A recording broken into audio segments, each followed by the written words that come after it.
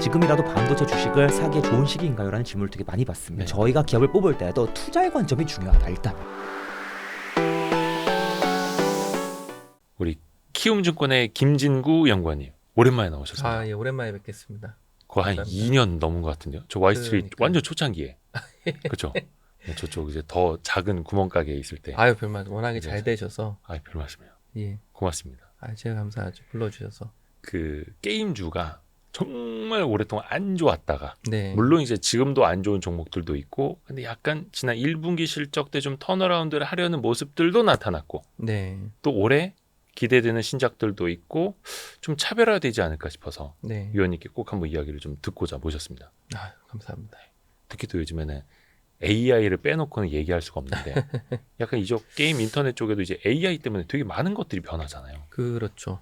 예, 그런 이야기를 좀 오늘 듣고자 합니다. 기존에 우리가 인식을 했던 인터넷 비즈니스의 경계가 약간 허물어진다 라고 보셔도 되고, 솔직히 인터넷은 트래픽을 가지고 네, 우리가 광고로 돈을 버는 비즈니스거든요. 그렇죠. 일종의 커머스도 셀러와 유저를 연결시켜주는 대가로 피를 받는, 네, 본질적으로는 광고 비즈니스예요. 인터넷 음. 비즈니스가. 네, 저는 이제 AI 시대가 도래를 하면 유저들한테 상응하는 서비스를 제공하고 그럼으로써 이제 구독 경제가 열리게 되는, 그러면서 더 퀄리티 있는 서비스를 제공해주는 업체들이 기존의 로컬 사업자의 입지를 잠식할 수 있는, 그러면 기존 사업자 입장에는 좀 리스크가 될 수 있는 뭐 이런 것들을 좀 현재 보고 있습니다. 어디서부터 어떻게 들어갈까요? 일단은 위원님이 내신 그 하반기 전망 자료. 네, 일단 6페이지 다이어그램을 좀 설명드리려고, 그 우리가 이제 많이 이제 들어보셨을 거예요. 뭐 네. 오픈 AI, 뭐 알파벳, 뭐 이런 기업들이 지금 현재 LLM 기반에서 네. 다양한 유저들한테 이제 서비스를 현재 만들고 있고, 일부는 또 오픈을 했고, 그렇죠. 예. 네, 본질적으로 이런 글로벌 빅테크들이 대규모 투자를 통해서 향후 나가는 종착지는 전 AGI라고 봅니다. AJI요? AGI. AGI. 요 가운데 아, 네. 여기 보시면은 요 부분이죠. 요 부분. 해석을 하면은 범용 인공지능이에요. 네. 인간의 뇌처럼 사고할 수 있는 단계를 의미한다라고 볼 수 있습니다. 우리가 이제 보통 AI가 이제 학습을 한다고 하죠. 네. 데이터를 가지고. 그러면 이제 이거는 이제 제가 약간 분류를 한 건데, 데이터도 약간 이 세그멘트로 나눌 수 있어요. 예를 들면 우리 역사 데이터들 있잖아요. 네네. 뭐 몇 년도에 무슨 일이 있었다. 이거는 그냥 팩트예요. 고정된 네. 사실. 그렇죠. 그래서 이런 데이터는 딱 한 번만 학습을 하면 돼요. 변하지 않으니까. 그러니까요. 예. 근데 이제 현재로서의 이제 이런 우리가 통상적인 뭐 LLM 이런 쪽은 예. 그런 거에 대한 분류가 좀 약할 수 있다는 거죠. 그러니까 그런 팩트까지도 계속 학습을 한다는 거죠. 그러면 뭔가 데이터 학습 과정의 효율성은 좀 떨어지겠죠. 네. 어찌됐든 팩트 기반 데이터가 있고, 두 번째는 플렉서블한 데이터가 있어요. 예를 들면 우리 대표적으로 주가 데이터들. 네. 주가 데이터는 매일 바뀌기 때문에 매일의 데이터를 다 기억할 필요가 없죠. 오히려 그걸 휘발을 시키고 최신 데이터로 업데이트를 해야 되겠죠. 네. 그러니까 이런 두 가지 데이터의 범주 하에서도 학습하는 과정이 달라야 된다.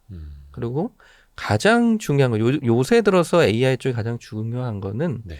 추론하고 예측 기능이에요. 그렇죠. 예. 그리고 칩 반도체 예. 칩 쪽 그렇고 다 마찬가지고. 이쪽으로 가는 것 같아요. 결국에는. 이게 왜 중요하냐면, 우리가 단순히 우리가 검색을 해서 어떤 정보를 정리를 하고 예를 들면 파악을 하는, 네. 근데 그거를 AI가 도와줄 수도 있죠. 음. 뭐 GPT라든가 뭔가 검색을 했을 때 짧은 텍스트로 정리를 한다든가, 뭐 그리고 최근에 뭐 인터넷 업체들이 많은 예시로 든 게 뭐 예를 들면 이런 거잖아요. 뭐 여행을 가고 싶은데 좀 동선을 짜줘. 뭐 해당된 버짓 하에서 어디를 갈지, 어떻게 갈지 정리해서 알려줘. 근데 이거는 인간이 하면 되는 거예요, 솔직히. 그렇죠. 그렇죠. 근데 그거를 좀 편리하게 코스트를 절감시켜주는 정도인 거죠. 이거는 아끼고. 인포메이션에 특화된 서비스예요. 네네네. 자, 이거를 제가 여쭤보고 싶어요. 이거를 만약에 제공해주면 예. 유저가 이 업체한테 돈을 낼 가치가 있을까요? 구독 경제로? 있지 않을까요? 그래도 시간을 아껴주니까 비용도 아낄 수 있고. 근데 이제 그거는 구독 단가에 따라 다를 수 있겠지만은 네. 이건 좀 애매할 수 있다는 거예요. 음, 유저의 부가가치 측면에서. 어차피 내가 예약할 호텔이었고 어차피 내가 할 수 있기 때문에 할 내가 수 예약할 있는 비행기였는데. 그렇죠. 그러니까 그거를 조금 시간이나 코스트를 그러니까 그 코스트가 시간의 코스트죠. 음, 그거를 약간 절감시켜주는 정도에 불과하다 이거죠. 음, 근데 이제 다른 예가 뭐냐면 네. 결국에는 AI도 추론하고 예측을 할 수 있다. 해야 된다. 네네. 그러면은 예를 들면 이런 거예요. 이거는 진짜 예입니다. 내일 절대의 수익률 10%를 낼 수 있는 투자 포트폴리오를 구축해서 나한테 알려줘라. 그 한 달에 100만 원짜리 서비스 아닙니까?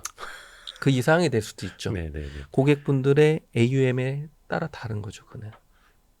근데 그게 가능할까요? 어떤 식으로? 결국 추론하고 예측을 해야 되는 거죠. 네네네. 그러면은 우리가 예를 들면 이런 거 저도 애널리스트지만 네네. 애널리스트가 예측하는 과정은 결국 데이터를 분석을 하고 예를 들면 제품이 있으면 제품의 흐름, 유저들의 피드백 그리고 이 제품이 초기 단계인지 중간 단계인지 아니면 성숙 단계인지 뭐 이런 거에 대한 부분의 분석이 필요하잖아요. 네. 그러면 이제 그런 데이터들을 AI가 학습을 하고 그 가운데서 연결고리를 찾아야 되는 거죠. 네. 그러니까 이런 거죠. 예전에 이제 이세돌하고 알파고가 대국을 했을 때 예. 우리가 솔직히 그때 당시는 솔직히 뭐 AI가 이길 수 있겠냐. 바둑은 상당히 복잡하고 그죠, 그죠. 변수가 많고 네. 쉽게 인간을 이기지 못할 거다 했지만 솔직히 압도를 했어요. 큰 충격을 받았죠 그때 네. 진짜. 예. 어떻게 보면 로직은 간단하죠. 예를 들면 이세돌이 착점을 하면은 예. 그 착점에 대해서 다음 확률로 높은 확률로 이길 수 있는 그 포인트를 잡아서 찍으면 되는 거였어요. 네. 네. 그러니까 이 추론의 범위가 되게 단기적이었다는 거죠. 네. 그리고 또 두면 되는 거잖아요. 연이어서. 네. 근데 이제 앞으로의 AI 부분은 제가 생각하기에는 이 포인트를 길게 뽑으면 되는 거예요. 예를 들면 이런 거죠. 포인트를 길게 뽑는다. 이세돌이 첫 번째 착수를 했어요. 예. 그러면은 마지막 양쪽에 끝나는 수까지를 다 머릿속에 그려놓고 할 수도 있다라는 거예요. 예를 들면. 아, 그렇게 해서 돌 한 30개를 놓는 것까지 다. 예. 예. 그러니까 이제 추정을 조금 장기화로 이 리드 타임을 넓히는. 네. 그러니까 이런 것들이 솔직히 일반적인 정보 학습으로는 조금 한계가 있어요. 그리고 아까 이제 우리가 논의를 했지만은 반도체 같은 추론하고 예측을 돌릴 수 있는 칩들 그리고 데이터도 우리가 뭐 구글링을 통해서 취득할 수 있는 어떤 오픈소스 데이터 이런 게 아니라 네. 유저들의 개인화 데이터가 필요해요. 예를 들면 이렇게 설명드릴 수 있겠어요. 어떤 제품이 있는데 네. 그 제품이 많이 팔리는지 적게 팔리는지 그리고 누구한테 팔리는지 여성한테 팔리는지 남성한테 팔리는지 어떤 연령대 어떤 시간대 팔리는지를 분석을 하려면 네. 개인정보가 필요합니다. 음. 이거는 오픈소스로 안 나와 있어요. 음흠. 그러니까 이런 데이터를 많이 마이닝을 하고 그럼 분석을 하게 되면 이게 지금 초기의 국면에서 기울기가 높아지고 있는지 네. 완만해지고 있는지 이런 것들이 AI가 학습이 되겠죠. 음. 분석이 된다는 얘기예요. 네. 그러면 이런 분석을 기초로 예측하고 추론하는 기능까지. 저는 어떤 생각을 하냐면 네. 뭐 시기는 우리가 특정을 할 수는 없겠지만 아까 제가 이제 이세돌하고 알파고 대국을 말씀을 드렸지만 솔직히 AI하고 글로벌 넘버원 AI하고 글로벌 넘버원 펀드 매니저하고 대결하는 시점이 올 거라고 봐요. 만약 그때 AI가 이기면 돈의 흐름은 수익률을 따라가는 겁니다. 그렇죠, 그렇죠. 솔직히. 냉정하게. 결국은 데이터를 그러니까 우리도 주식 하시는 분들 다 아실 거예요. 결국은 정보력 싸움이잖아요. 네. 분석하고 이 주식의 변수를 입힐 수 있는 모든 변수를 최대한 많이 찾아서 이거를 예측하고 추론하는 게 인간의 역할이잖아요. 네. AGI, 인간의 뇌처럼 사고할 수 있는 범용 인공지능. 이 방향으로 간다면 투어드 쪽, 그러니까 결국 이쪽으로 나아간다면은 결국 인간이 현재 사고하고 활동하는 영역에서 상당히 공격이 들어올 수 있다. 그러니까 어떻게 보면 인간한테는 무조건 기회는 아니에요. 위기가 될 수 있는 거죠. 왜냐하면 직업의 영속성이 위태로워질 수 있기 그렇죠. 때문에. 그러니까 이제 핵심은 저는 그래서 예측과 추론 기반의 구독 경제로 봅니다. 가장 직관적인 예는 아까 말씀드린 이쪽에 이제 자산 관리. 요게 방점이에요, 솔직히. 네, 네. 이게 돈이 될 수 있는 비즈니스 아닙니까? 그러니까 돈이 되는 게 돈인 거죠. 그렇죠. 금융 쪽 마찬가지 연결고리죠. 네. 근데 요런 부분들 8강 라인으로 제가 이렇게 관통하는 요런 부분들 지금 찝어드리는 거 네. 이런 부분들도 다 AI가 들어갈 수 있게 돼요. 아. 뭐 헬스케어 쪽이라고 한다면 우리가 뭐 건강검진 1년에 한 번 받지 않습니까? 네네네. 근데 실시간으로 뭔가 이 어떤 생체 주기를 체크할 수 있는 뭐 칩이라든가 이런 것들을 네, 탑재를 해서 실시간으로 병을 확인을 하고 점검을 하고 사전에 예방할 수 있는 구독 경제가 나온다면 최소한 연일에 건강검진 비용 정도 이상은 지불할 용의가 있겠죠. 그러니까 이런 이것도, 식으로. 예, 누군가는 또 하고 있을 거 아니에요. 근데 이제 아직 가시적으로 뭐 이런 걸로 뭔가 유저를 모으고 이런 건 아직 없는 것 같아요. 다 결국 파편화돼 있는 거죠. 아직까지. 그렇죠. 그러니까 이렇게 또 보셔야 돼요. 지금 제가 이렇게 8강 라인으로 이렇게 말씀드렸지만 지금의 EI는 네. 이렇게 다 쪼개져 있는 거예요. 아, 이렇게. 각자 자, 그러니까 뭐 사업자마다. 그렇죠. 게임 AI 따로, 커머스 따로, 컨텐츠 따로. 자, 이렇게 분절화되면 이건 AGI가 될 수가 없어요. 이제 우리는 게임하면서도 우리는 예를 들면 주식 투자할 수 있죠. 네. 그러니까 인간의 내춤 사고하려면 이 두 개가 연결돼야 돼요. 이 데이터에 이 분절된 구간이 끊어져야 돼요. 다 연결이 돼야 된다. 그렇죠. 이렇게 되려면은 결국에는 예측 추론뿐만 아니라 이 8강 라인 물론 그 이상의 데이터들이 있겠죠. 그렇죠. 이 데이터들을 자유롭게 학습하고 저장하고 그 베이스로 추론하고 그리고 아까 제가 말씀드렸지만은 정보의 세그멘트, 팩트 기반, 플렉서블, 예측 추론 이런 식으로 구별을 해가지고 해야지 데이터 마이닝을 할 때 효율적으로 할 수 있고 그래야지 솔직히 지금 현재 AI 반도체 하에서도 비용을 좀 절감할 수 있을 거다. 그래서 앞으로는 저는 이렇게 봐요. 예를 들면 네. LLM을 고를 때도 유저가 선택할 수 있다고 봅니다. 아, 네. 예. 어디 어떤 걸쓸 식으로? 거냐? 이렇게 하는 거. 난 게임하고 커머스하고 모빌리티만 있으면 돼. 이렇게만 조합해가지고 내 커스텀으로 쓰고 싶다. 예를 들면 너네 AGI, LLM이 있는데 요 세 개를 묶어서 내가 쓸 테니 요 세 개에 상응하는 구독 경제 코스를 지불하겠다. 이렇게 되는 거예요. 내가 다른 거 다 하면서 뭐 매월 $100 내는 건 무리고 이 세 가지 서비스만 필요하니까 $30만 낼게 뭐 이런 식으로. 뭐 예를 들면 그럴 수도 있고 자산 관리에 특화된 분들은 뭐 10만 원이 아니라 뭐 100만 원 이상도 낼 수 있겠죠. 그쵸. 이게 요거는 결국에는 유저의 소득 수준, 지불 의향, 그리고 세그멘트에 대한 어떤 뭐 선호도. 그리고 이거 다 쓸 수도 있는 거예요, 솔직히. 근데 이제 여기서 한 가지 또 보셔야 되는 부분은 뭐냐면은 그 인간의 역할이 뭐냐. 네. 그럼 인간이 좀 초라해지잖아요, 이렇게 되면은. 이렇게 뭐 인간을 능가하는 막대한 데이터를 솔직히 뭐 얘는 잠도 안 잘 거니까. 그렇죠. 뭐 피로도도 못 느낄 거예요, 솔직히. 압도적으로 좋은 능력 갖고 있는데 그럼 이 안에서 뭐 인간의 어떤 뭐 직장, 잡의 영속성도 떨어질 거고 노동 가치 저하될 거고 인간의 그런 밸류는 뭐냐? 그래도 일부는 있을 거다라고 봅니다. 어떤 부분이냐면 인간만이 할 수 있는 부분들, 크리에이티브한 부분들, 네. 예를 들면 좀 미적인, 예술적인 부분들, 그리고 약간 테라피, 뭐 약간 심리 치료, 뭐 이런 인간의 감성을 활용할 수 있는 부분들은 여전히 부가가치가 있을 거예요. 그렇게 되면 앞으로 직업의 우선순위라든가 이런 것도 확 바뀌게 되겠죠. 솔직히 저의 부분도 공격이 많이 들어올 수 있게 돼요.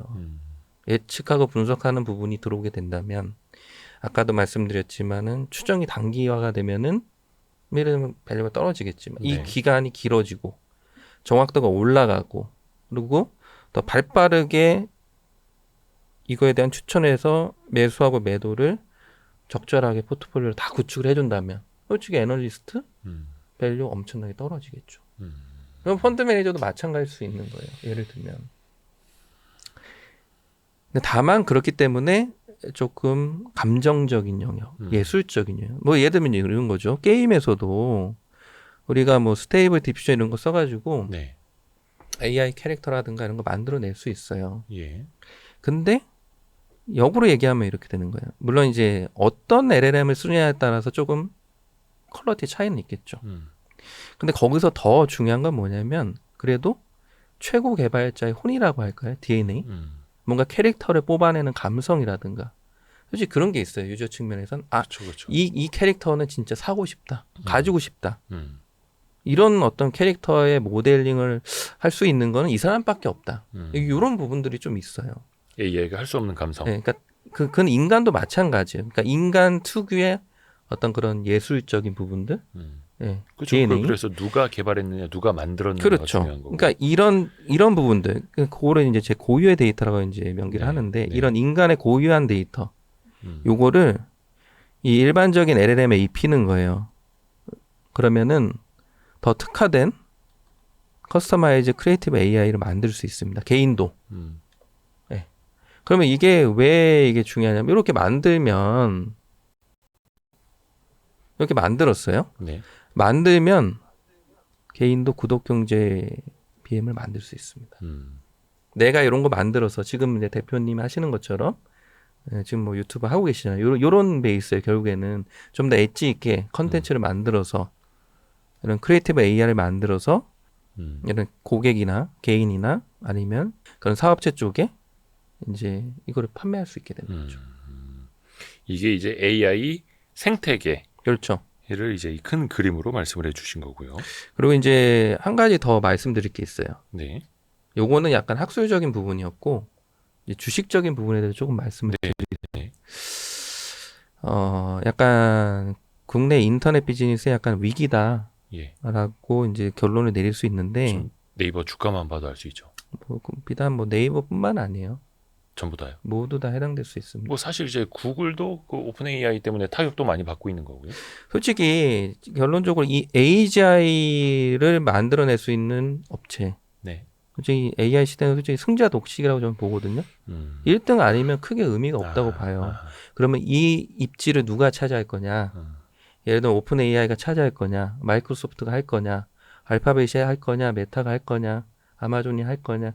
여러 옵션이 있을 수 있죠. 네. 근데 뭐 현재로서는 워낙에 이 사용자의 입지로 놓고 보면 오픈 AI가 좀 의미는 있는 것 같아요. 네. 근데 이제 이게 왜 그러면 국내 로컬 업체의 위기냐? 이 부분을 보셔야 돼요. 이 PCS. 네. 이 PCS가 뭐냐면 P는 프로바이더, 우리 소위 공급자, 그다음에 플랫폼 이렇게 보시면 돼요. 네. 그다음에 이 C가 커스터머입니다. 일반 유저. 그리고 S가 이제 스테이크홀더, 다양한 이해관계자로 보시면 돼요. 네. 그러니까 이 S가 뭐냐면 소위 이제 솔직히 우리들이에요. 이런 어떤 전문 직종에 있는 종사자들, 예를 들면 뭐 법률, 의료, 회계, 이런 분석, 네. 증권, 이런 우리 생활을 감싸고 있는 모든 다양한 밸류를 갖고 있는 전문적인 이해관계자들, 이걸 스테이크홀더라고 합니다. 네. 이게 솔직히 AI하고 부딪힐 수밖에 없어요. 아까 제가 말씀드렸지만 노동 가치가 반감이 되면 이 입지를 수성하기 위해서 상당히 저항을 하게 되겠죠. 네. 초반에는. 그래서 S가 바깥에 있는 이유입니다. 이 생태계 바깥에. 좀 외롭죠. 결국에는 AI가 이긴다는 입장을 놓고 보면은 S는 선택을 해야 돼요. 이 안으로 솔직히 들어가야 되는 거예요. 안으로. 네. 아니면은 이 AGI를 추구하는 LLM의 어떤 주식이라든가, 예를 들면 그게 글로벌 빅테크라고 한다면 글로벌 빅테크를 사야 되겠죠. 예. 그리고 이 P가 바로 로컬 플랫폼이에요, 솔직히. 플랫폼. 네. 이 로컬 플랫폼이 기존에 뭐 예를 들면 아까 말씀하셨지만 뭐 네이버, 카카오가 글로벌 빅테크 대비 현재까지 수성을 할 수 있었던 백그라운드가 뭐였을까요? 그거는 유저 데이터였어요. 그렇죠. 유저 데이터, 이 커스터머의 데이터였어요. 예. 근데 제가 염려하는 부분이 뭐냐면 유저들이 이 AI 기반의 좋은 밸류를 줄 수 있는, 예측과 추론 기반의 밸류를 줄 수 있는 서비스가 나오면 이 데이터를 들고 저는 여기로 들어갈 거라고 봐요. 이 안으로. 그냥 AI로. AGI 이 로. 데이터를 준다는 거죠. 심는다는 거죠. 예를 들면 이런 거예요. 솔직히 미래 석학들이 얘기하는 AI는 그냥 날 잘 이해하는 비서예요. 비서가 날 잘 이해를 하려면 내 데이터를 줘야 되겠죠. 그렇죠. 우리가 금융 쪽도 마이 데이터라는 부분이 있어요. 네. 내가 흩어져 있는 내 자산 데이터에 대한 승인이나 이런 걸 결정할 수 있고, 그렇죠. 그러면 이거를 예를 들면 A 금융회사 거를 B 금융회사 넘길 수도 있죠. 그럼 B는 그걸 보고 분석을 해가지고 자산 관리 이런 걸 해주는 거잖아요. 네. 결국 데이터에 대한 소유권은 유저한테 있다는 게 마이 데이터의 어떻게 보면 핵심 중에 하나인 거죠. 네. 그러면 유저들이 이 기존의 플랫폼에 있는 데이터를 뜯어다가 여기에 줘버린다면 이 플랫폼은 어떻게 될까요? 상당히 전문용어로 나가리. 위험에 노출될 수 있는 거예요. 가장 중요한 거는, 그러니까 제가 아까 서두에 말씀드렸지만은 인터넷의 기존의 비즈니스의 핵심은 트래픽을 근간으로 하는 광고였어요. 그렇죠. 하지만 저는 이게 구독 경제라고 보고 있잖아요. 예. 구독 경제는 광고를 아주 포괄적으로 포함하는 겁니다. 그건 진짜 원어브댐에 불과한 거예요. 앞으로의 시대는. 예. 제가 아까 말씀드렸잖아요. 부가가치를 어떻게 줄 수 있냐. 돈을 벌어주는 게 부가가치잖아요. 그러니까 이런 식으로 시대가 바뀌기 때문에 이렇게 되면 솔직히 구독 경제 안에 광고가 들어오게 되는 거예요. 앞으로의 광고가 어떻게 바뀔 거냐면 지금까지 광고주 입장에서는 광고를 약간 뿌리는 입장이었어요. 아무리 타겟팅을 하더라도 내 광고를 바로 보고 원어원으로 사줄 수 있는 유저를 매칭시키는 건 어렵죠. 그래서 광고는 유저 입장에선 노이즈로 인식되는 거예요, 기본적으로. 빨리 스킵해야 내가 아무리 검색 광고에서 키워드를 쳐도 네네. 이 키워드에 광고가 쭉 나오지 않습니까? 예. 그거를 원클릭만에 구매하는 확률이 극히 낮아요. 해보시면 아실 그렇죠. 거예요. 그렇죠. 뭐 찾고 이거 색상이 마음에 안 들고 이건 또 재질이 마음에 안 들고 그래서 그냥 네. 내가 원하는 걸 바로 그냥 다이렉트로. 네. 다이렉트로. 내가 원하는 취향을 알고 있으니까. 네네. 예를 들면 같은 파란색이라도 예를 들면 RGB까지 들어가면 취향이 달라지거든요. 느낌이나 색상이나 이런 거에 대한 정보를 꿰고 있는 AI가 예를 들면 그리고 앞으로의 AI는 그런 거 이제 오픈 AI 쪽에서 좀 이제 나왔지만 내 감정까지 캐치해서 예를 들면 이런 거예요. 뭐 제주도를 똑같이 이제 해볼게요. 제주도 여행을 추천해줘라고 했을 때 내 목소리 톤이 조금 밝아요. 네. 설레요. 그러면은 뭐 예를 들면은 뭐 모르겠어요. 요건 약간 위주로. 이제 본인의 성향에 따라 좀 다를 수 있어요. 그러면 예를 들면 드라이브를 추천해줄 수도 있고 아니면 제가 좀 우울해요. 그러면 약간 엔터테인먼트 위주로 추천해줄 수도 있잖아요.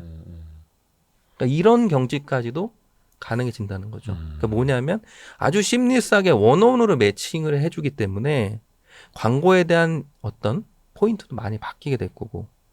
그래서 기존의 이게 검색이다, 동영상이다 이런 분절된 세그먼트 내에서의 기존 입지를 수송하는 그런 게 아니라 광고에 대한 어떤 AI가 실시간 에이전시 역할을 하는 거죠.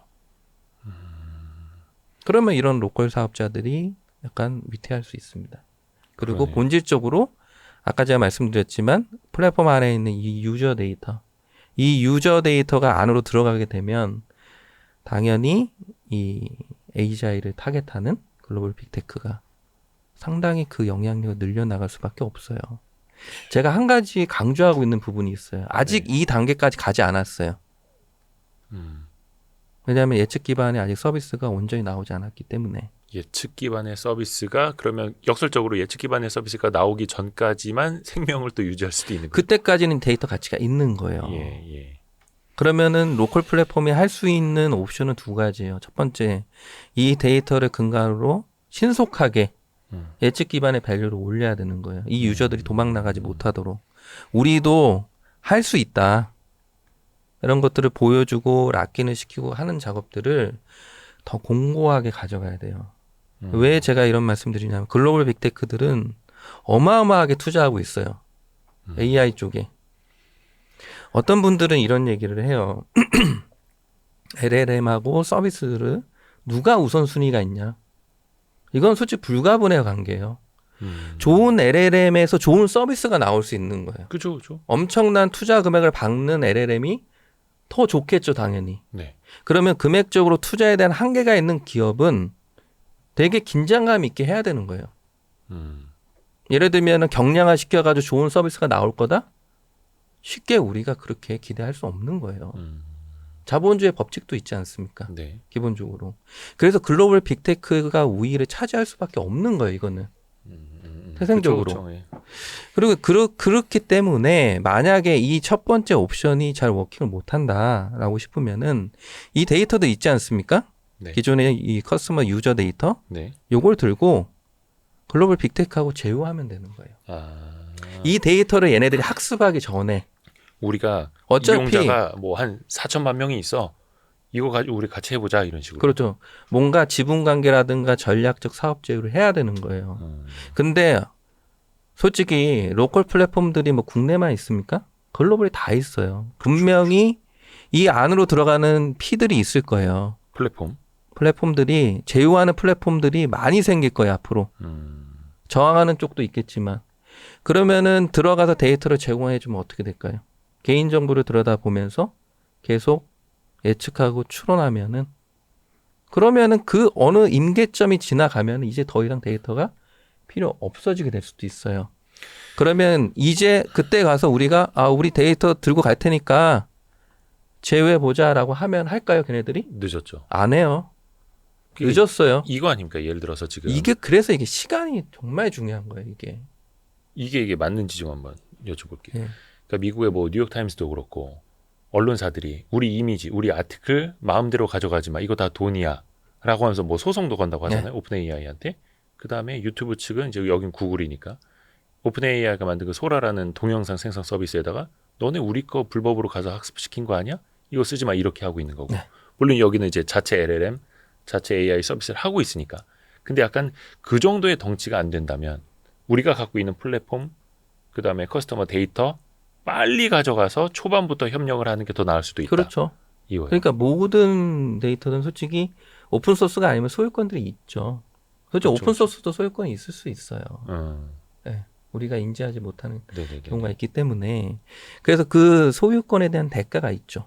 그래서 그 대가를 전략적 제휴를 통해서 해결을 해야 된다는 거죠. 선생님 질문 있습니다. 네. 죄송합니다. 지금 말씀하시려고 네. 하셨는데 이제 많은 분들이 이제 속썩이고 있는 게 네이버다 보니까 네이버를 이제 빗대서 이야기를 하자면 하이퍼 클로바 X나 뭐 이런 거 혼자 이제 자체적으로 한다 이런 거 하지 말고 네이버의 그 많은 유저 데이터나 그 강력한 플랫폼을 가지고 빨리 그냥 오픈 AI 손잡아라. 그런 이야기로 살짝은 들리거든요. 맞습니까? 근데 뭐 네이버는 지금 LLM을 구축하고 있기 때문에 네. 그에 대한 답변은 제가 약간은 좀 선을 넘은 것 같고 다만 제가 이렇게 말씀드릴게요. 제가 아까 팩트 기반의 데이터, 네. 그다음에 플렉서블 데이터, 유동화 데이터 말씀드렸죠. 네네네네. 그리고 요 두 개를 예측과 추론을 말씀드릴게요. 네. 네이버가 현재 추구하고 있는 비즈니스의 경계는 요 두 가지 왼쪽에 있는 부분으로 보여집니다. 팩트와 플렉서블. 그러니까 뭐냐면 그냥 인포메이션에 좀 다소 특화된 느낌이에요. 요 단계로 넘어가야 돼요. 요 단계로. 예를 들면 이런 거예요. 네이버가 네이버 쇼핑 커머스 하니까 네. 셀러들한테 밸류를 줄 수 있는 셀러들의 입장에서 가장 중요한 거는 딱 하나예요. 내가 지금 이 제품 A라는 제품이 시장에서 얼마나 팔릴까? 팔 수 있을까? 이 문제예요. 이게 결정이 돼야지 재고 관리가 들어갈 수 있습니다. 판매보다 너무 많은 재고를 들고 가게 되면은 당연히 비용이 증가하게 되고 너무 적게 들고 가면은 기회비용이 발생하게 되겠죠. 그러니까 이런 것들을 예측 네. 기반으로 딱 정해줘야 돼요. P하고 Q를. 몇 개 팔릴 수 있을 것 같고 요거에 대해서 매출을 극대화하기 위해서는 적정 프라이스는 얼마다. 이렇게 아예 테이블을 해가지고 시뮬레이션에 돌려줘야 돼요. 그러면은 솔루션 P를 내죠. 이런 게 솔직히 밸류예요. 그러니까 아까 제가 지금 말씀드린 것처럼 뭐 제주도 여행 동선 짜줘. 이거는 구독 경제가 될 수 없는 거예요. 그렇죠. 한 달에 몇만 원 낼 가치가 없다. 그러니까 예를 들어 이런 겁니까? 뭐 예를 들어서 네이버 검색을 하는 게 지금 네이버 Q 서비스도 붙긴 했습니다만 이렇게 대화체로 물어봐도 답을 해준다. 뭐 예를 들어서 이순신 장군이 태어난 해는 몇 년도지? 뭐 이런 거는 답변을 해주지만 네. 이건 그냥 팩트 기반이고 그게 아니라 어떨 때는 뭐 예를 들어서 어떤 옷이 어울리고 어디 갈 때는 어떤 디자인의 어떤 두께의 옷을 어떻게 입어야 되는지, 혹은 판매자 입장에서는 이런 날씨에 이런 계절에 이런 성향의 사람한테는 어떤 제품을 어떻게 팔아야 되는지, 이런 것까지 이제 디자인을 해줄 수 있어야 된다, 이런 건가요? 그렇죠. 약간 이제 그거는 약간 스테이지 약간 초기 단계인데. 아, 이것도 초기 뭐 단계. 솔직히 이런 거죠. 내가 뭐 원피스 사고 싶어. 네. 그럼 바로 그냥 원어원으로 추천해 주는 거예요. 근데 아. 약간 그거는 좀 단계가 지나야 되죠. 그 사람의 성향까지 이미 다 알고. 그렇죠. 아, 유저의 구매 히스토리까지 파악을 해서. 네. 아, 내가 뭐 막 이렇게 뭐 입력할 이런 것도 없이. 근데 뭐 쇼핑을 즐기시는 분들은 또 약간 그 밸류를 못 느끼실 수도 있지만 저는 뭐 살라면은 딱 나오는 게 좋거든요. 막 여러 번 서치하고 막 클릭하고 피곤하더라고요. 그러니까 저 사람은 99,000원 넘는 거 싫어하더라, 이미 알고 있는 거고. 저 사람은 무채색을 좋아하더라, 이미 알고 있는 뭐 거고. 과일을 뭘 좋아하고 산지는 어디를 좋아하고 어떤 식감을 좋아하고. 그러니까 이제 물론 네이버도 하고 있을 거고 할 거예요. 하지만 현재까지 보여준 작년 컨퍼런스 이후에 네. 보여준 어떤 퍼포먼스 성과가 예.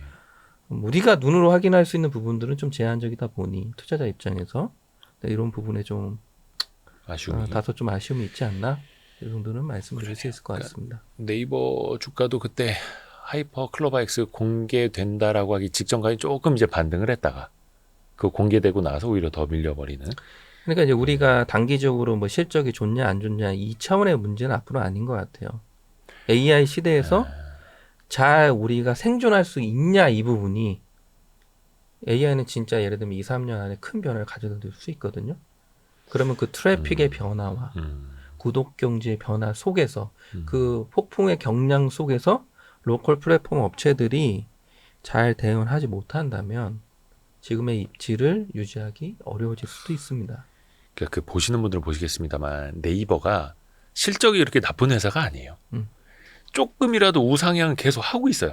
타박타박 실적 잘 내고 있고, 뭐 검색 광고는 요즘에 뭐 테무 알리 뭐 광고 많이 들어온다고 하고 실적은 나쁘지 않아요.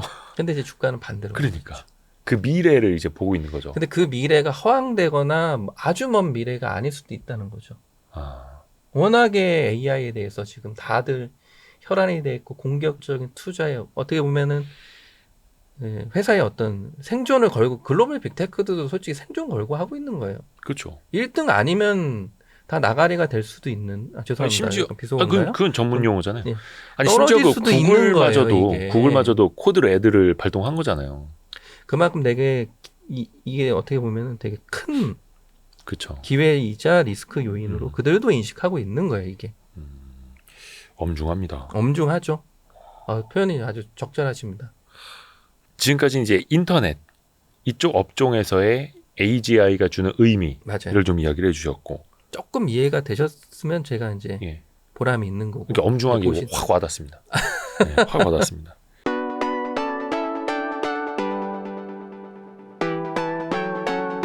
다음번 상승 사이클을 기대하면서 지금이라도 삼성전자, 하이닉스 주식을 사모으면 좋을까요? 지금이라도 반도체 주식을 사기에 좋은 시기인가요? 라는 질문을 되게 많이 받습니다. 투자자는 투자자다워야 된다. 그러면 저희가 기업을 뽑을 때도 투자의 관점이 중요하다. 일단